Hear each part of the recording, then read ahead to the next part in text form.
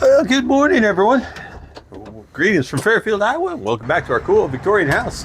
And well, now that things are starting to dry out from those April showers and starting to warm up, it's time to get back to work on this back kitchen porch.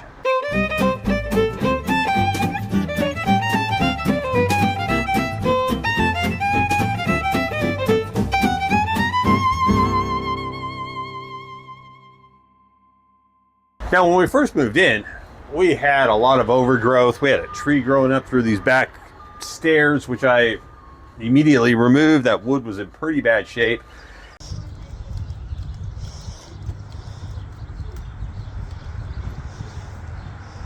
And these porch skirts had seen better days. So we are going to get back to work on this back kitchen porch and get started on those by lifting up them skirts.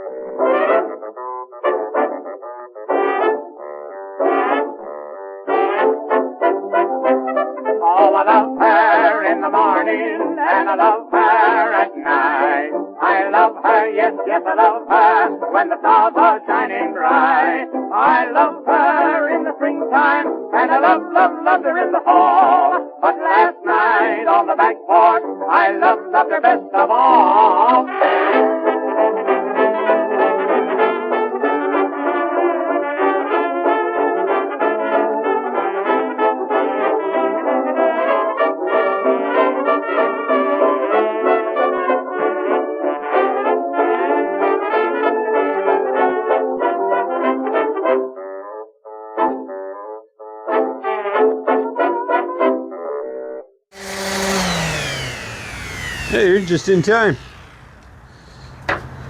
As I was sanding this down, mostly on this one though. They're cleaning up really nice. But this one, we have a lot of the purple as to why they called this the purple house. Not sure if you can see it. We'll maybe pop a picture out in the sun, but that's a nice big piece. But sometime in the 1980s, previous owners were told that they ruined the house by painting it this purple. I'll pop a picture up on screen. And we were fortunate enough to have that previous owner come for a visit. And she shared a story. It was actually written up in the newspaper as well, and told us that they basically, she started telling people that it was just the primer coat going on the house because they were getting so many complaints about how they ruined the house. And so about 2 years later, they repainted the house the color that we see today, which is a Heather Renwick or Renwick Heather. I get those mixed up. But anyway, yeah, so That's why they used to call this the Purple House.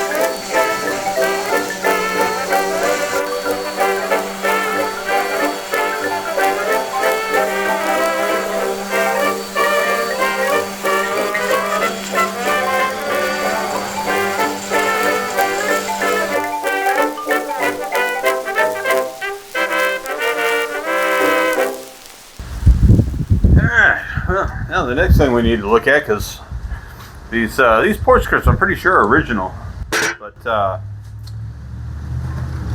the slats I think are totally savable.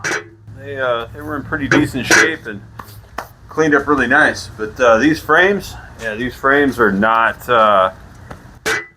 These frames are shot, and I mean they've just been poorly maintained over the years, and with all the overgrowth. And I mean, this is the top half of one of those, and I mean half of it is just rotted out and missing. And none of them are mounted the same way. They've got staples and nails, and they had decking screws in them. I mean, some of them, like this one here, the next one we're going to do, you can see where they just screwed them in right into the framing of the porch, and it split the wood, and they're just hanging, and that whole frame just gets torn apart. And so we are going to have to redo these. These are looking at the, there's no saving this. And I think these, I'm pretty sure these are original, because on the back side of this one, I'm not going to show you yet. It's got the original house color on it. And so these were original. And so hopefully, with any luck, we'll have that finished up today. And we kind of finally show you what the original house color was, because that's what we're going to be painting these. So, though the frames themselves will remain white. So we're gonna cut these down to the original dimensions, the same thickness but different widths. And so, since they changed dimensional lumber measurements over the years, we had to go one size up so we can cut them down to the correct widths, because that way we can get a proper match. But I'm pretty sure those were cedar, and you know, that should last a long time. And then we got to figure out just a better way to hang them. And I'm hoping, I got some storm window hangers on order. They should be here any day now, and so I'm hoping that'll do the trick. That's next, but we need to get those porch skirts finished up and back on that back kitchen porch, because without those skirts, it's looking a little naked.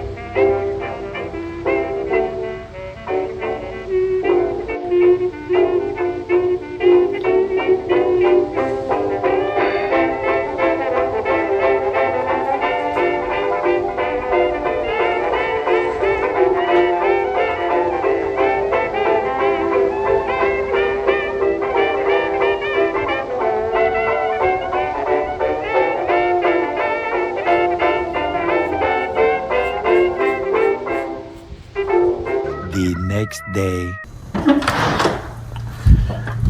Today's the day we're finally gonna finish a project.